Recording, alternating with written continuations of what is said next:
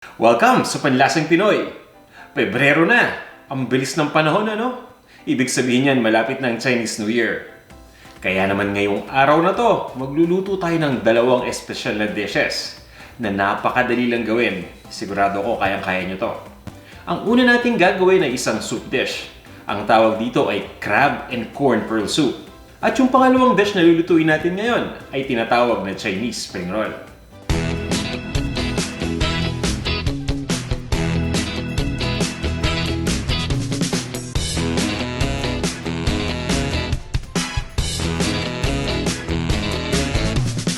Ito yung mga ingredients na gagamitin natin para sa mga dishes na to. Ito yung kailangan natin para sa ating crab and corn pearl soup. Lobster balls. Ito naman yung squid balls. Gagamitin tayo ng imitation crab meat. Pwedeng-pwede ang sariwang crab meat dito. Scallions o dahon ng sibuyas. At ng Noriel Chinese soup.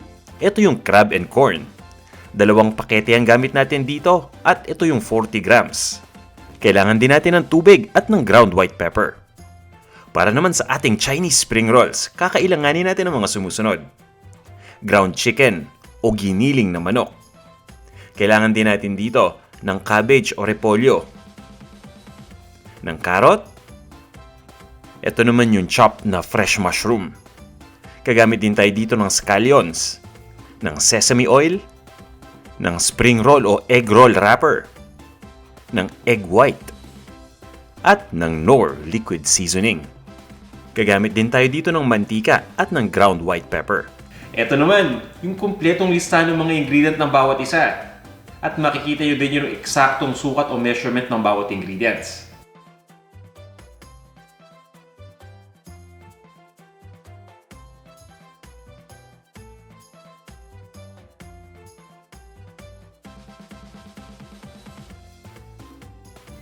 Ready na ba kayo? Kapag kumpleto na lahat ng mga ingredients, tara, samahan nyo na ako magluto. Unahin muna nating iluto yung ating crab and corn pearl soup. Ito yung pinakamadali sa dalawa. Magpapakulo lang tayo ng tubig dito sa isang cooking pot. Habang hinihintay natin na kumulo yung tubig, i-prepare muna natin itong ating Knorr crab and corn soup na mixture. Kukuha lang tayo ng tubig at pagsasamahin lang natin yung mixture dito. So ilalagay lang natin sa tubig. Ilalagay na natin yung 2 pakete. At pagkatapos ay hahaluin lang natin itong mabuti. Ganyan lang kadali. Sisiguraduhin lang natin na natunaw ng mabuti yung mixture dito. Ang kagandahan dito sa mixture na to ay all-in-one na to. Ibig sabihin, pag ginamit na natin tong mixture na na-dilute natin, pwede na natin tong lutuin kaagad para maging sabaw. Pero nga dahil magcha-Chinese New Year, nagdagdag ako dito ng iba pang mga sahog para mas maging masarap ito. Ngayon, ready na yung tubig, kumukulo na. Ilagay na natin dito yung squid ball at yung lobster balls. Unahin natin yung squid balls. Ayan, so pwede natin itong ilagay ng isa-isa o pwede rin nating ilagay lahat basta aalalayan lang natin.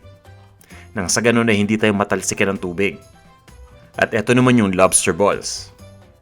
Papakuluin lang natin yung tubig at lulutuin lang natin ito ng 3 minuto. Mapapansin ninyo na luto na to kapag lumutang na yung lobster balls pati yung squid balls. Ngayon naman ilagay na natin dito yung ating imitation na crab meat.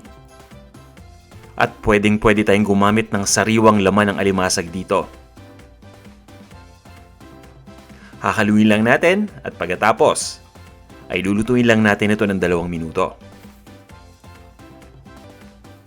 Ayan, ready na to. Ngayon naman ilalagay na natin dito yung kaninang mixture na hinalo natin. Ito yung Knorr crab and corn na soup mixture na may kasamang tubig. Ilalagay lang natin dito. At pagkatapos ay hahaluin lang dapat natin ito ng mabilis.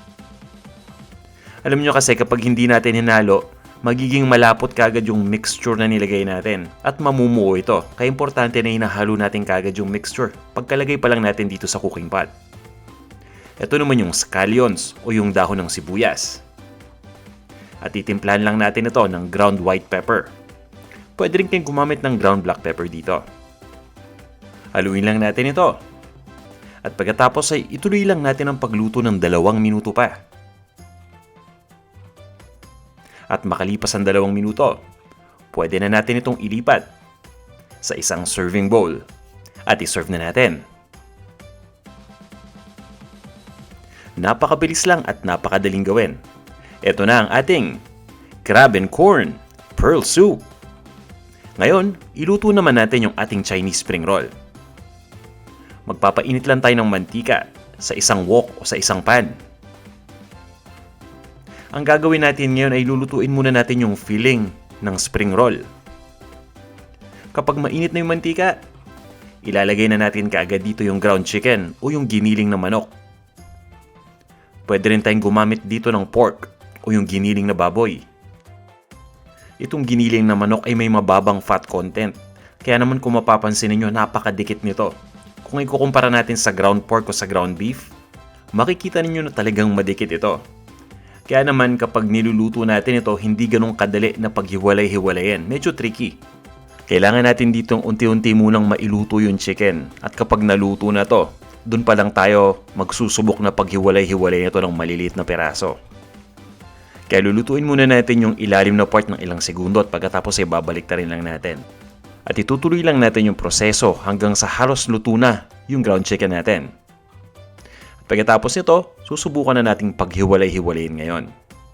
Itutuloy lang natin ang pagluto dito hanggang sa tuloy na maging light brown itong ating giniling na manok o yung ground chicken. Ngayon naman, ilagay na natin dito yung cabbage o yung repolyo. Ito yung shredded cabbage.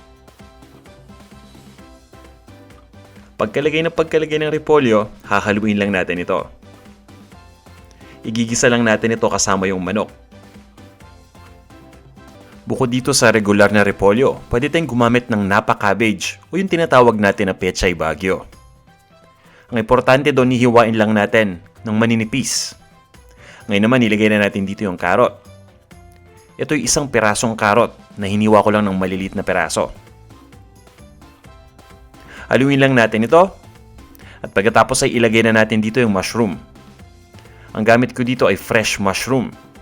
Pwede kayong gumamit ng kahit anong klaseng mushroom dito. Itutuloy lang natin ang paggisa dito ng 3 minuto.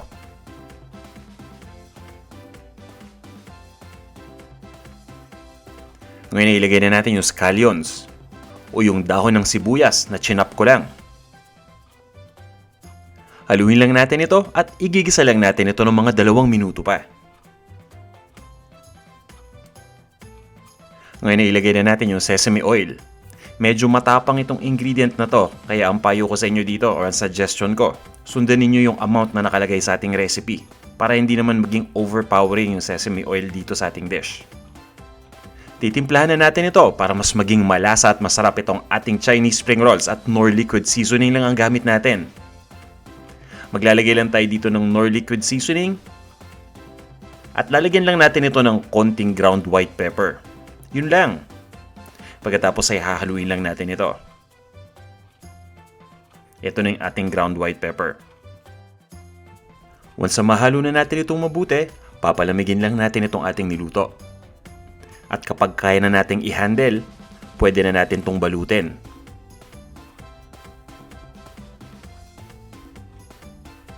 Kukuha lang tayo ng lumpia wrapper o ng spring roll wrapper. At maglalagay lang tayo ng portion ng mixture dito. Madaling-madali lang itong pagbalot. Kung baguhan kayo, panoorin nyo lang mabuti yung gagawin ko. Sigurado ako, makukuha nyo kagad to. So sa ibabang bahagi, kinumpress lang natin yung filling. Pagkatapos ay inumpisa na nating i-roll papataas.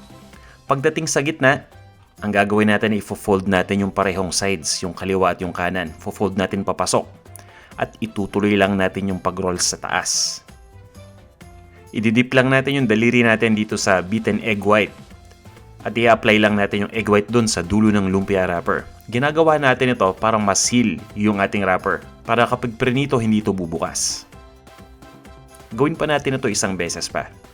Kukuha tayo ng filling. Ito yung mixture na niluto natin kanina. Magdadagdag tayo dito ng konti pa na ground chicken at pagkatapos i-compress lang natin ito. Kakamay na natin. I-fold natin papataas yung wrapper hanggang sa makover na ng tuluyan at pagkatapos ay tutuloy lang natin yung pag-roll papataas. Itong dalawang side ang i-fold natin ng papasok. Isa sa kaliwa, isa naman yung sa kanan. At itutuloy lang natin ang pag-roll dito papataas. Kukuha din tayo ngayon ng beaten egg white. Ilalagay na natin doon sa dulo ng wrapper. At isisil na natin ito. Ganyan lang kasimple. Itutuloy lang natin itong step na to hanggang sa maubos na natin yung ating niluto na filling. Ito na yung unang batch. Umpisa natin ang pagluto dito. Magpapainit lang tayo ng mantika sa isang cooking pot. Para malaman natin kung ready na yung mantika, kukuha lang ako ng portion ng ating spring roll wrapper at ilagay na natin kaagad. Kapag bumula na at mapapansin niyo unti-unti nang niluluto yung wrapper, ibig sabihin, ready na to. Tanggalin na natin yung wrapper at isa-isa na natin ilagay dito yung ating Chinese spring rolls. Importante dito sa ginagawa natin na hindi natin i-overcrowd itong ating lutuan. Ibig sabihin, yung tamang dami lang ng Chinese spring roll ang ilalagay natin. Kapag dinamihan natin ito ng sobra-sobra, may impact yan sa temperature. Babagsak agad yung temperature ng mantika at may tendency na hindi kaagad maluto ng maganda itong lumpia. Maaaring hindi ito lumutong kagad o maging hindi kompleto yung pagkakaluto dito. Itutuloy lang natin ang pagluto hanggang sa maging golden brown na nakatulad nito. At mapapansin niyo, itong lumpia kapag luto na, lumulutang din. Ilalagay lang natin itong naluto na natin sa ating wire rack. Nang sa ganun ay mabigyan natin ng chance na makatulo pa yung mantika. Itutuloy lang natin yung pagprito pa ng ibang mga spring roll na nabalot na natin. 5 piraso lang yung una nating nilagay. Sa tingin ko, kaya pa natin tong isagad ng hanggang 6 na piraso. Itatabi lang muna natin itong mga naluto natin na spring rolls at itutuloy lang natin ang pagprito doon sa iba pa.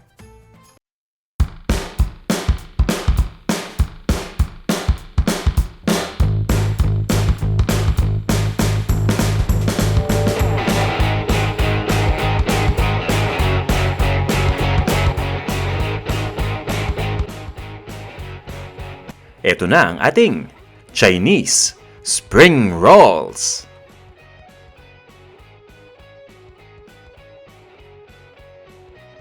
Ready na tong ating dalawang appetizer dishes.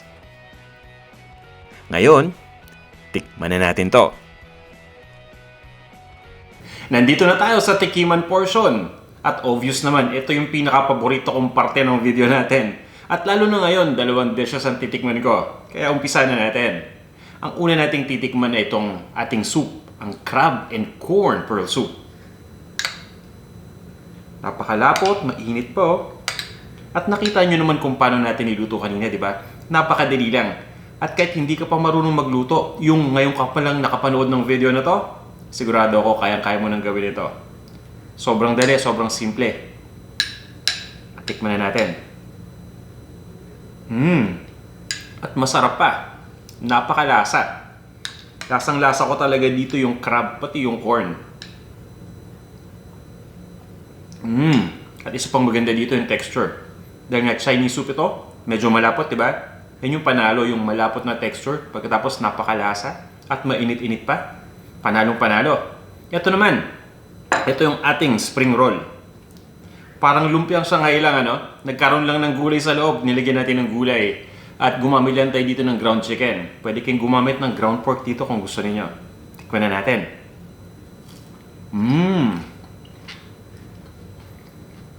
Malutong.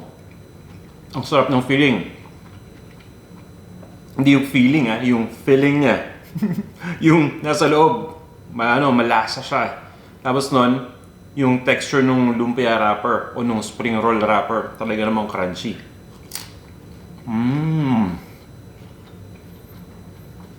Panalong-panalo itong appetizer na to. O diba? Appetizer pa lang itong niluto ko para sa inyo. Itong soup pati itong spring roll. Ano pa kaya pagdating sa main dish, diba? Dito pa lang gaganahan na tayo. Ayan na, may hint kayo Nasa appetizer pa lang tayo. Ngayon, abangan ninyo yung mga videos natin. Pagkatapos nito, bago mag-Chinese New Year, para makita ninyo ibang mga dishes pa na ipe-prepare natin.